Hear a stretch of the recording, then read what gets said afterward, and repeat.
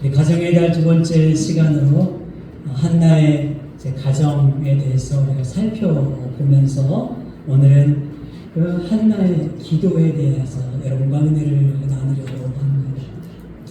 아이를 갖지 못해 괴로움 속에 그리고 고통 속에서 지냈던 그 한나의 첫 번째 변화는 바로 예배를 통해서 일어났다는 사실이었습니다.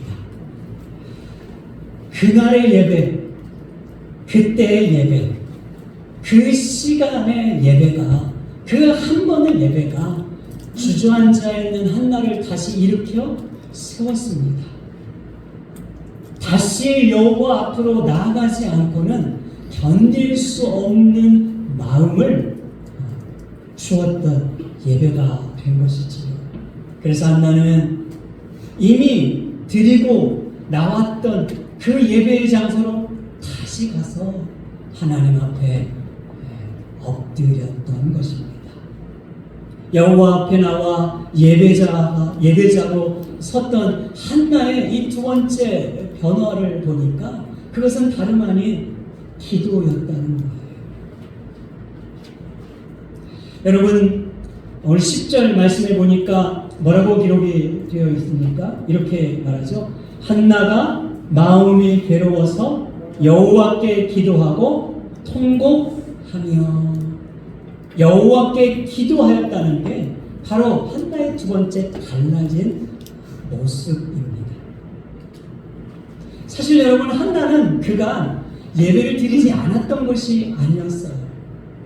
이미 살펴보았듯이 1절에서 9절까지 보면은요, 매해 절기 때마다 빠짐없이 최선을 다해서 열심히 예배를 드렸던 여인입니다. 그런데 놀랍게도요, 그 1절에서 9절까지는 기도했다는 내용이 한 번도 기록되지 않아요.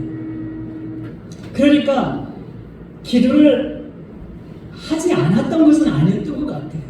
그런데 정말 주님 앞에 기도다운 기도, 정말 주님 앞에 마음을 내어드리는 그런 기도를 하지 못했던 것 같아요. 그런데 이날의 예배가 달랐던 거예요. 한나로 하여금 여호와 앞에 다시 나가 엎드려 기도하게 했는데, 그 기도는 어떤 기도였는가 하니까 마음을 쏟아내게 하는 기도였다고 말하는 것입니다. 여러분, 마음을 쏟아내는 기도였어요.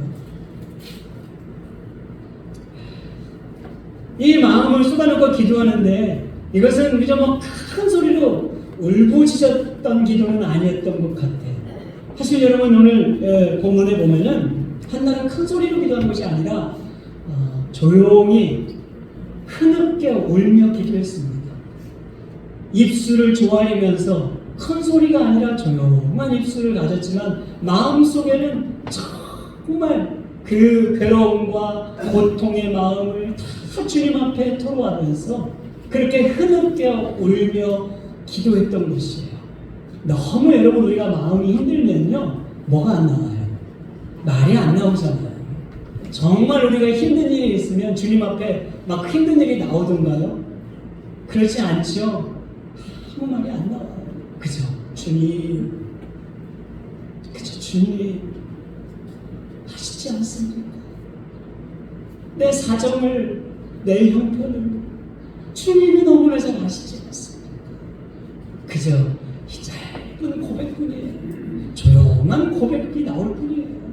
그런데 마음속에는 깊이 통곡하고 흐느껴 우는 것입니다. 그 한마디에 우리의 모든 기도의 마음을 다 담아 드리는 것이에요. 여러분, 한나가 그랬어요. 그런데 당시 성전 문 앞에 앉아있던 제사장인 엘리가 그 한나의 기도를 계속 주목하고 있었습니다. 그리고 특히 입술을 이렇게 더 이렇게 눈여겨봤던 것 같아요. 그러니까 가만히 보니까 누구처럼 보여요? 뭐한 사람처럼? 술 취한 사람처럼 보였던 거예요. 그래서 한나한테 가가지고, 아니 도대체 이 대낮에 여인이 말이야, 얼마나 그렇게 술을 마셨으면 이 성전 앞에 나와가지고 술 주정을 하고 있느냐, 책망을 하는 거예요. 그때 그 이야기를 듣는 한나가 뭐라고 말하는가? 15절에 보십시오. 15절 같이 읽죠. 시작. 한나가 대답하여 이르되 내 주여 그렇지 아니하니이다. 나는 마음이 슬픈 여자라 포도주나 독주를 마신 것이 아니요 여호와 앞에 내 심정을 통하는 것 뿐이오니. 아멘. 아멘. 뭐라고 말합니까? 제가 술 취한 게 아니에요. 너무 마음이 슬프고 힘들고 괴로워서 하나님 앞에 그렇게 흐느껴 기도하고 있었습니다. 여러분, 한없이 흐느껴 울며 애통하며 쏟아내는 기도를 하고 있었던 거예요. 원통한 마음, 격분된 마음, 상한 마음, 그간에 정말 말로 표현할 수 없이 그 마음속에 차곡차곡 쌓여 있었던 그 모든 상한 마음을 주님 앞에 그렇게 흐느끼며 쏟아내고 있었다고 말하고 있는 것입니다. 그래서 여러분 여기 보면은요, 내 심정을 통한 것뿐이다라고 할 때 사실 우리 성경 번역이 조금 의역을 해가지고 마치 이렇게 뭔가 통하다, 그죠? 이런 의미이지만, 이런 의미로 보이지만 본래 이 히브리어의 단어는요, 쏟아내다 이런 뜻이에요. 마음을 쏟아내다, 심정을 다 쏟아내다 이런 의미예요. 그렇게 하나님 앞에 한나가 쏟아내는 기도를 하고 있었던 것이죠. 그럼 반면 여러분 엘리 조상을 보십시오. 당시에 제사장이거든요. 그런데 이 제사장이 얼마나 영적으로 어두워져 있는지, 이게 기도하고 있는지 술에 취한 것인지조차도 구분하지 못할 정도로 그만큼 제사장이 어두워져 있었어요. 영적으로. 그만큼 그 시대상이 얼마나 영적으로 어두운 시대였는지를 반영해주고 있는 거예요. 그런 시대에 여러분이 한나의 기도가 주목되고 있는 겁니다. 제사장조차도 누구보다 더 깨어 기도해야 할, 누구보다 더 하나님 앞에 영적으로 분간해야 할 제사장조차도 무지하고 무분별하고 무능력하고 그렇게 영적 까막눈이 되어 있는 그 시대에 한나의 쏟아내는 이 기도가 얼마나 하나님 마음에 하나님의 눈길을 사로잡고 있는지를 보여주고 있는 거예요. 여러분, 기도라고 하는 것은요, 그저 큰 소리로 부르짖어야만 하는 것이 아닙니다. 부르짖어 기도하면 좋은 기도, 하나님의 응답받는 기도, 작은 소리, 그리고 이렇게 부르짖지 못하면 그 하나님이 응답받지 못하는 그런 기도입니까? 아니에요. 말을 많이 해야 하는 것이 기도의 정의가 아니에요. 큰 목사의 기도는 대단하고 소위 큰 교회를 하는 목사는 대단한 기도고, 여러분 소규모 작은 교회들을 하는 목사는 그렇지 않은 겁니까? 그런 목사들은 영빨이 떨어지는 겁니까? 소위 우리 그 표현으로 우리 그런 뭐 우스개로 말하지만 그건 여러분 너무너무나 오해하는 거예요. 그렇죠? 큰 목사는 대단한 기도, 작은 목사는 별 볼 일 없는 기도가 아니에요. 여러분, 유창한 기도가 좋은 기도가 아니란 말이에요. 논리적으로 따박따박 아주 그냥 말을 뻔질러하게 잘하면 좋은 기도입니까? 아니에요. 기도는 그런 게 아니에요. 뭐가 좋은 기도입니까? 기도는 내 마음을 주님 앞에 쏟아놓는 기도. 진정한 기도는 우리의 심정을 주님 앞에 쏟아내는 기도라고 해요. 그게 때론 큰 소리, 그게 때론 스nem하는 소리일지라도, 그게 때론 울부짖는 기도, 그러나 그게 때론 잔잔한 소리 없는 기도일지라도, 흐느끼는 기도일지라도 우리의 중심을, 내 마음을, 내 심정을 주님 앞에 쏟아내는 낼 수 있는 기도야말로 하나님이 받으시는 기도인 줄 믿으시길 바랍니다. 그런 기도의 사람이 되십시오. 그런 기도를 하십시오. 시편 62편 8절에 보니까 시인은 이렇게 기록합니다. 백성들아 시시로 그를 의지하고 그의 앞에 마음을 토하라. 하나님은 우리의 피난처시로다. 이렇게 말했어요. 여기 보면 토하라 이 말이요. 마음을 쏟아내. 쏟아내. 사랑하는 우리 어머니, 아버지 여러분, 마음을 쏟아내는 기도를 하시기 바랍니다. 교회를 위해서도 마음을 쏟고, 자녀들을 위해서도 마음을 쏟고, 물질을 쏟고 외형적인 것을 쏟아 갖추어 주는 것보다 더 중요한 것은 하나님 앞에 우리의 신앙을 내어주는 모습, 하나님 앞에 우리의 기도를 쏟아내는 모습을 알게 하는 것, 보게 하는 것, 그것이 더 중요한 것임을 기억해야 하는 것이에요. 이렇게 한나가 마음을 쏟아낼 때 여러분 어떤 일이 일어납니까? 보니까요, 하나님의 마음을 깨닫게 되는 것이에요. 한나가 이제 기도를 이렇게 하고요, 하나님 앞에 무엇을 하냐면 서원을 하게 됩니다. 여러분 11절 말씀 보십시오. 11절 같이 우리 11절 읽을까요? 시작. 서원하여 이르되 만군의 여호와여 만일 주의 여종의 고통을 돌보시고 나를 기억하사 주의 여종을 잊지 아니하시고 주의 여종에게 아들을 주시면 내가 그의 평생의 그를 여호와께 드리고 삭도를 그의 머리에 대지 아니하겠나이다. 아멘. 여기 보니까 한나가 서원을 하죠. 어떤 서원이에요? 하나님, 만약 하나님께서 아들을 저에게 주신다면 제가 그 아들을 주님께 바치겠습니다 하면서 서원을 하는 거예요. 이 여기서 아들을 바친다는 건 한마디로 나실인으로 구별하여 하나님께 드린다 이런 말입니다. 나실인은 하나님께 구별하여 바친 자를 향하여 이제 일컫는 성경의 묘사 아닙니까? 민수기에 보면은요, 나실인으로 바칠 때, 하나님을 위해 특별히 그 한 사람의 인생이 바쳐질 때, 구별될 때, 이런 세 가지 특징을 가지고 있는데, 첫 번째는 머리를 깎지 않는다는 것이고요. 그리고 또 하나는 포도주나 독주를 마시지 않는다는 것이고요. 세 번째는 신체를 접촉하지 않는 것입니다. 이 세 가지의 특징이 있어요. 그래서 지금 보십시오. 한나는요, 아들을 주시면 뭐를 하지 않겠다고 말해요? 머리에 삭도를 내지 않겠다 이렇게 말하죠.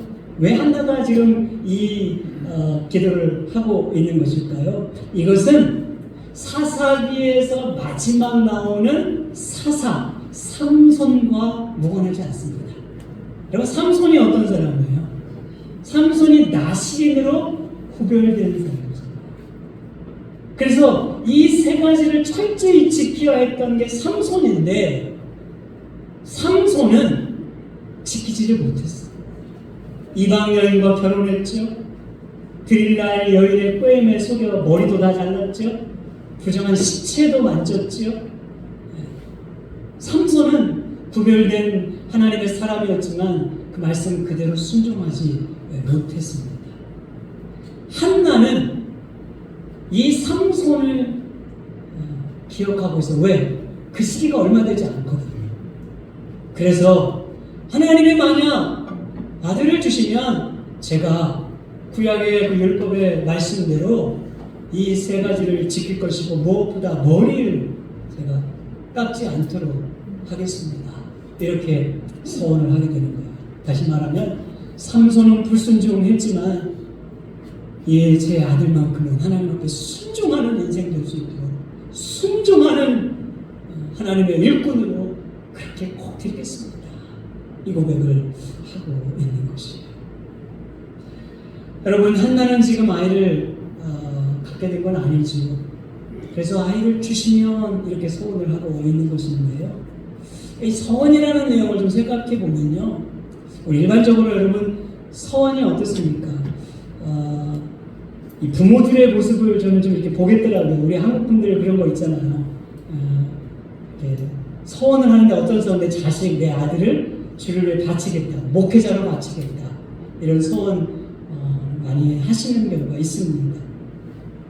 그런데 우리가 여러분 예를 들어서 내 자녀를 목회자로 바치겠다라고 소원할 때 무작정 소원하는 것이 아니에요. 그 소원에는 항상 전제가 있습니다. 어떤 전제가 있냐면 하나님께 어떤 특별한 은혜를 입었을 때, 하나님께 어떤 큰 정말 도움을 받았을 때, 하나님 나를 죽을 수밖에 없는 상황 속에서 구원해 주셨을 때, 살려주셨을 때, 어떤 그런 큰 은혜를 경험했을 때, 내가 어떻게 하면 그분께 보답을 할 수 있을까 하면서 여러 가지가 있어요. 하나님, 그럼 앞으로 제 물질을 주를 위해서 제가 쓰겠습니다. 아니면 제 달란트를 주를 위해 사용했습니다. 아니면 제가 앞으로 선교사로 살아가겠습니다. 혹은 내 자식을 주를 위해서 목회자로 드리겠습니다. 이런 서원을 하게 된다는 거예요. 그래서 서원은 항상 은혜가 전제가 됩니다. 그런데 여러분, 누구든지 서원을 하면요, 서원을 하면 반드시 지켜야 돼요. 그래서 서원을 우리가 함부로 하지 말라고 하는 이유는, 서원을 하면 서원하는 순간부터 하나님과 나와 개인적인 그게 언약이 되어버립니다. 언약이 맺어져요. 그러니까 풀 수 없는, 이제는 묶여있는 약속이 되어서 이 서원을 꼭 지키게 되는 거죠. 그래서 서원을 하면은요, 이 서원을 지키며 살아가게 돼요. 지키지 않으면 마음이 불편해요. 그게 소원이에요. 왜? 하나님과 나와 언약이 맺어지기 때문에. 한나가 여러분 이 소원을 하고 있는 거예요. 왜? 하나님 앞에서 마음을 쏟아내어 기도할 때 그가 무엇을 알았기 때문에? 하나님의 마음을 알았기 때문에. 그럼 어떤 마음입니까? 어떤 마음? 당시 어떤 시대였나 하니까 제 소견에 옳은 대로 살아가던 시대였잖아요. 신앙의 기준이 없었어요. 하나님이 절대 기준이 되지 않았어요. 그냥 내 기분대로, 내가 원하는 대로, 내 감정대로, 내가 하고 싶은 대로 하던 그런 시대였습니다. 부와 성공과 번영과 잘 먹고 잘 사는 것을 위해서라면 하나님도 좋고 바알신도 좋고 아세라 우상도 좋고 모든 우상을 섬기는 것이 아무렇지 않았던 그런 시대였다는 말이지요. 그런 시대 속에서 한나가 주님 앞에 마음을 쏟아 기도할 때 하나님의 마음을 알게 되는 것인데, 어떤 마음을 알게 되는 거냐면 이 어두운 시대를 향한 하나님의 그 하나님의 안타까워하시는, 가슴 아파하시는 그 마음을 알게 되었다는 것. 정말 신실한 종이 필요하구나. 그 하나님을 대신하여 일할 정말 구별된 일꾼이 필요하구나 라는 것을 알게 됩니다. 사실 여러분, 그때 당시에는 하나님의 백성들만 타락한 게 아니잖아요. 제사장들, 레위인들도 타락했습니다.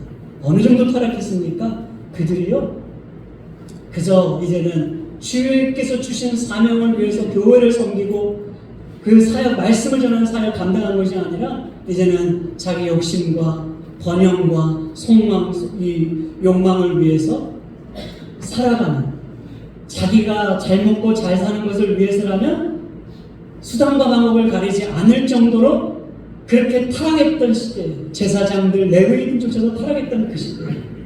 여러분, 그래서 이 시대는 말씀이 희귀하고 이상이 흔히 보이지 않았다고 3장에 보면 그렇게 기록하고 있던 시대였습니다.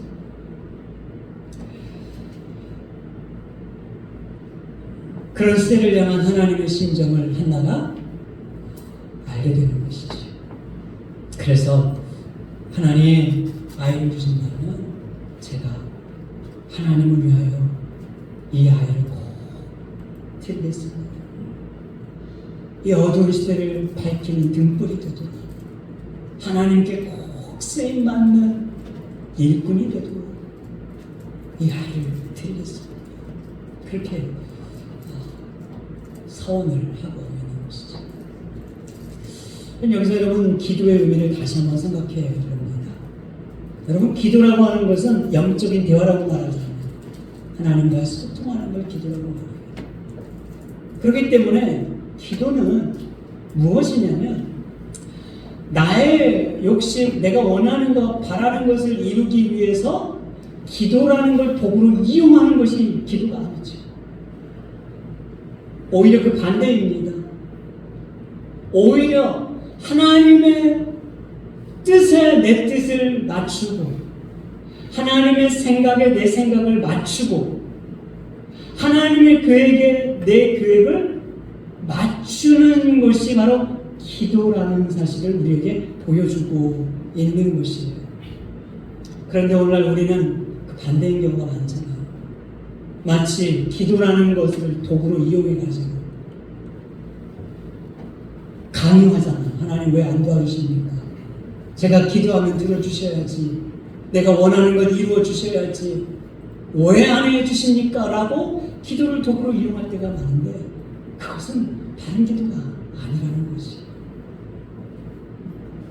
진정한 기도는 기도의 자리에서 하나님의 마음을 알고 하나님의 뜻을 알고 하나님이 원하시는 것이 무엇인지를 알아 그곳에 내 생각을 맞춰드리는 거예요. 그래서 여러분 기도의 열매는 내가 변하는 거예요. 내가 변하는 거예요. 여러분 이 한나의 기도를 보면은요, 한나가 처음부터 대단한 기도를 한 게 아니잖아요. 한나가 막 처음부터 민족 구하겠다고, 이 썩어빠진 나라 구하겠다고, 저 썩어빠진 이 제사장 레위인들 아니라고 내가 한번 구해보겠다고 기도했습니까? 아니죠. 한나는 그런 기도를 한 게 아니에요. 뭐 거창한 대단한 기도를 한 게 아니라 한나의 기도는 철저히 자기의 삶을 기도했어요. 자기의 처지를 알았고 슬픔을 알았고 아픔을 알았고 그 실패한 마음을 알았고 상처를 알았고 그 괴로움을 알았을 뿐입니다. 그런데 그 지극히 개인적인 자신의 모든 심정을 알을 때 그 자리가 하나님의 마음을 알고 하나님의 뜻을 아는 자리가 되었다는 거예요. 하나님의 마음을 알고 하나님의 심정을 깨닫는 기도의 자리가 되었음을 믿으시기 바랍니다. 그러므로 여러분 기도는 대단한 것이 아니에요. 여러분 이 일부러 억지로 대단한 기도 하지 않아도 돼요.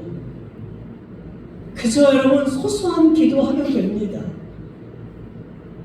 건강이 안 좋습니까? 건강을 위해 기도하십시오. 지금 내 삶에 어려움이 있습니까? 그거 기도하십시오. 자녀들을 위해 기도하십시오. 관계가 어렵습니까? 관계를 위해 기도하십시오. 상한 마음, 괴로운 마음, 힘든 마음 있습니까? 그거 위해 기도하세요. 그런데 어떻게 기도해야 된다고요? 우리의 마음을 쏟아내어서 우리의 심정을 쏟아내어서 기도하면 그 기도의 자리가 위대한 기도의 자리가 되고 대단한 기도의 자리가 될 줄 믿습니다. 여러분 시편 5편 1절에서 2절 말씀 여호와여 나의 말에 귀를 기울이사 나의 심정을 헤아려 주소서. 나의 왕 나의 하나님이여 내가 부르짖는 소리를 들으소서. 내가 주께 기도하니이다. 아멘. 우리의 심정을 주께 아뢰는 기도가 되기를 축복합니다. 자, 이제 마지막으로 기도의 결과가 무엇일까요? 기도의 결과는 한나의 얼굴에 근심이 사라졌다는 것입니다. 여러분 18절 말씀 보시지요. 자, 18절 읽습니다. 시작. 이르되 당신의 여종이 당신께 은혜 있기를 원하나이다 하고 가서 먹고 얼굴에 다시는 근심빛이 없더라. 아멘. 얼굴에 다시는 근심빛이 없더라. 슬픈 기색이 없더라. 괴로운 얼굴, 찡그리는 얼굴이 다 펴졌더라 이런 말이죠. 이게 여러분 기도의 결과예요. 이게 응답이란 말이죠. 사실 여러분 이 말씀 보면은 제사장 엘리가 한나에게 뭐라고 말했냐면 그 이야기를 듣고 평안히 가라 이렇게 말하거든요. 평안히 가라. 하나님께서 너의 기도를 들어주실 것이다 이렇게 말합니다. 그런데 사실 이 엘리의 한나를 향한 이 축복은요 정말 무슨 하나님의 은혜를 깨달아서 한 그런 말이 아니에요. 그냥 제사장으로서 마땅히 해야 될 그 형식적인 축복을 전해주는 겁니다. 평안히 가세요. 하나님이 축복해 주실 것입니다. 왜? 엘리는 술에 취한지 기도인지도 분간을 못할 정도로 타락한 제사장이기 때문에.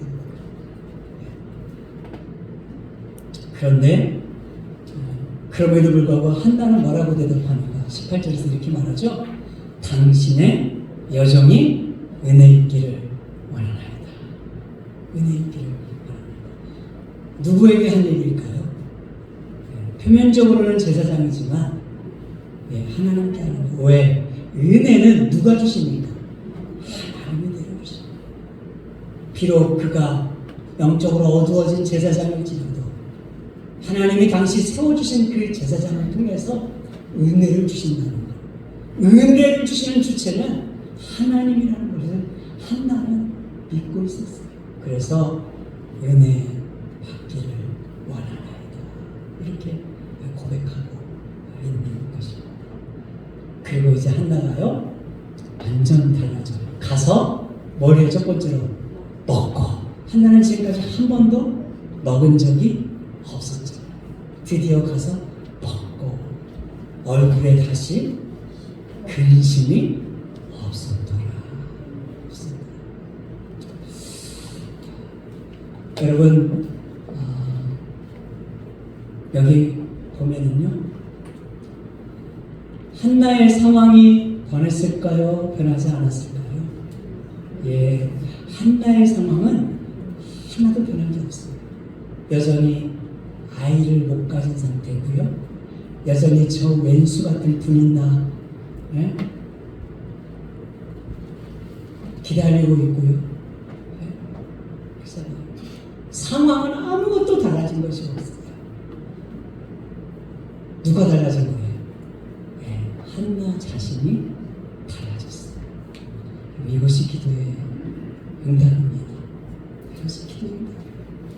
여전히 원통하고 울분 많고 억울함 많고 상처 많고 아픔 가득한 상황이에요. 여전히 상황은 현실 그대로. 그런데 그 마음이 싹 비워지고 그것에 하나님의 평강으로 가득 채워졌어요. 하나님께서 지금도 일하고 계셨구나. 하나님이 나와 함께 하시는 거였구나. 내가 저주받은 인생이 아니었어. 내가 버려진 인생도 아니었어. 내 인생이 하나님의 손 안에 있었던 거야. 그 하나님이 나와 함께 하시다는 사실을 알았을 때 그를 올라매고 있는 모든 괴로움이 싹 풀어지고 하나님의 평강이 그 마음을 채워서 한나의 얼굴을 평안하게 바꾸었다고 말하고 있는 것. 이것이 기도의 능력인 줄 믿습니다. 기도하면 상황이 변하기 전에 우리가 먼저 변하는 거예요. 내가 먼저 변하는 겁니다. 그게 정말 기도의 능력이에요. 빌립보서 4장 6절 말씀 우리 같이 읽습니다. 시작. 아무것도 염려하지 말고 오직 모든 일에 기도와 간구로 너희 구할 것을 감사함으로 하나님께 아뢰라. 그리하면 모든 지각에 뛰어난 하나님의 평강이 그리스도 예수 안에서 너희 마음과 생각을 지키시리라. 아멘. 모든 일을 다 기도하면 모든 일이에요. 그리스도의 평강이 우리 마음을 채우십니다. 마지막 한 절로 요한복음 14장 27절 시작. 평안을 너희에게 끼치노니 곧 나의 평안을 너희에게 주노라. 내가 너희에게 주는 것은 세상이 주는 것과 같이 아니하리라. 너희는 마음에 근심하지도 말고 두려워하지도 말라. 말씀 맺습니다. 여러분, 한나는 어떻게 기도했습니까? 마음을 쏟아내어 기도했습니다. 마음을 쏟아내어 기도할 때 하나님의 마음과 하나님의 심정을 알게 되었고, 어떤 기도의 응답을 얻게 되었다고요? 자신이 변하는, 얼굴에 수심이 다 사라지는 이 놀라운 은혜가 여러분들에게도 함께 하시기를 주님의 이름으로 축복합니다.